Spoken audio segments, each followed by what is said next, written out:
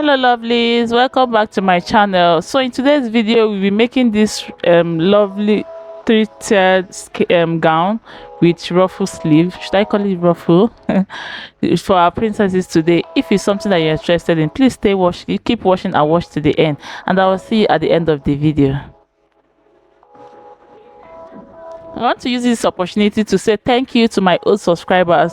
Thank you for the new ones, those that are seeing my video for the first time. Thank you for clicking on my videos. So for today's video, please subscribe to my channel if you haven't subscribed to my channel. Thank you. So in today's video, I'll be cutting my bodies together, the front and the back measurement together. That's why I folded it together, and you can see that I have extra allowance for the zipper at the where my hand is now. So from that center front is where I showed you is where I'm going to be taking my measurement from, and I started from taking my neck measurement 3 inches by 3 inches. Then this one I am marking my back neckline, which is 1.5. I'm going to cut that first before cutting the front one. So the first one I marked is the front neckline. So from there I'm going to mark down my half length, which is 11 inches plus 1 inch allowance for joining the shoulder and the thumb part. That's what I marked. And the next thing I'm going to do, I'm going to go ahead and start inserting my round measurements. And I started from my shoulder measurement, which is 12 inches divided by 2, and that same 6 inches, which is 12 divided by 2, is what I'm going to go down with for my armhole depth, and that's what I marked. And remember, your measurement is going to start from the center front and not from the zipper allowance. Then I went down by 1 inch for my shoulder slope, and I connected it to the armhole. Then the next thing I'm going to mark is my bust measurement, which is 25 divided by 2. And then I added 2 inches allowance for joining, 2 inches allowance for free, not really for joining. I'm going to use half inch to join it, and then the remaining 1.5 is just to make it a little bit bigger at the front part, because it's going to I'm not going to attach the zip to it. I later did not attach it, so the zipper allowance I'm going to just close it up, and then use whatever I'm using for the allowance. So I went ahead to cut it, and that's all for the upper body. If you haven't subscribed to my channel, what are you waiting for? Please join the growing family. We have beautiful styles on the channel already, and we have more coming up. So subscribe to my channel um and give me a thumbs up if you enjoy all of my videos, and share my videos to family and friends. Thank you. So I went ahead to cut it out. I'll cut the back one first, then because of the neckline, then I cut the front neckline out.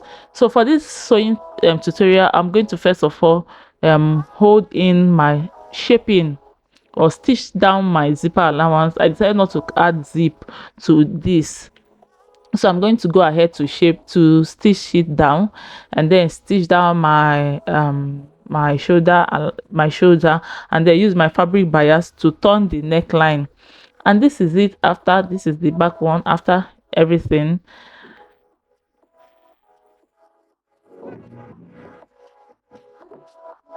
So the next thing I'm going to do is to cut out the down part of it. This is the longest one of it, the longest of it, which is my length, minus the half inch for minus the 11 inches for the upper bodies, and then the remaining one is what I'm going to cut out. Then the second one, I think it's a difference of about 6 inches or so. Then the last one, the small one, then I decided to reduce the first layer of it to make it shorter. I felt it's longer than it should be, so I reduced it. As you can see, it's shorter now. And this, I have double of each one. That I have the small one is 2, that's for the front and for the back, and other one is also 2 for the front and for the back. And my gather is not so big. If you want your own to be fuller than this, you can increase your measurement. I think I did double of it. That's my front measurement 25 inches, the back one 25 inches as well. So the next thing I went ahead to do is to fold the down part of it, all the 3, fold it, and then I'm going to go ahead and arrange them together, then stitch it to hold it in place.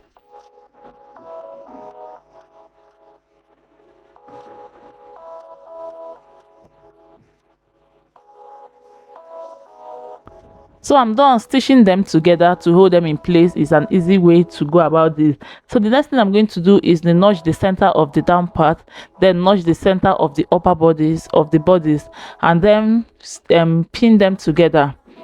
Because I'm trying to make sure that I don't have excess fabric at any side of the of it. So I'm going to go ahead and pin this down, the two center down, and then pin also the two side seam to be enabling me make a little place in the under a little place to gather the fabric to be the exact measurements for my bodies.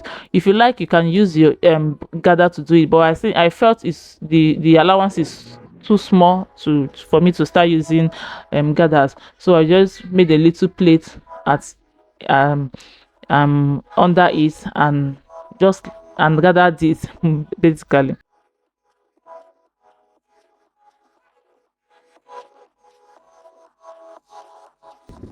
And I also did the same thing for the other side of it, that's the front and the back. And this is it after I was done plating it. And you know the elastic is going to add more gathers to it. So the next thing I'm going to do is I cut out fabric of 4 inches width, and the length I think I have about 25 inches or so, but just plate as much as you want for the armhole. So I made the plate there. Then this one will serve as the belt. I also have 4 inches and then 20 inches length. I'm going to go ahead and fold this in at the end and then fold it on the two sides. The other end of it is not going to be folded, but because I'm going to attach it to into the bodies, and then I've stitched it down and I joined it to the bodies. And this is the armhole after I was done with it.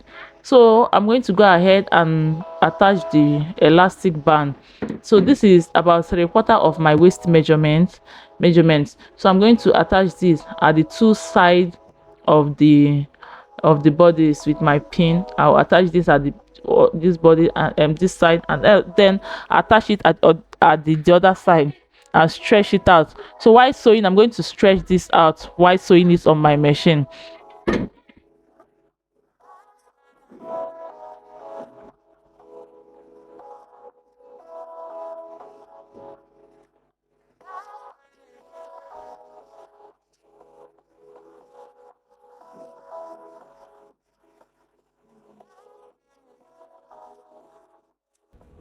So I'm going to stretch this out and then stitch it on my machine. And while stitching it, I'm going to stretch it just the way I'm stretching it now. I'm going to stitch it down. So this is it after stitching it down. You can see it is also stretching. At first I wanted to stitch this inside the allowance there, but I found out that the allowance is too small for it, so I just stitched it on top of it. And that's for the elastic. So the next thing I'm going to do is to take my belt and then use my pin to hold it in place at the waistline. And the elastic I added did not get to the seam line. The seam line I'm going to use to shape it did not get there, so don't allow your own to get there. So after using my pin to hold the belt, I'm going to go ahead and then stitch the two sides together, these two seam sides together. I hope you enjoyed this video. Please give me a thumbs up if you do. Subscribe to my channel if you haven't subscribed to my channel. Please share my videos to family and friends, please. Thank you very much for all your support. I really appreciate them. Thank you, thank you very much. And this is it after I was done sewing the two sides together, and it's looking fantabulous. And I'll see you in my next video.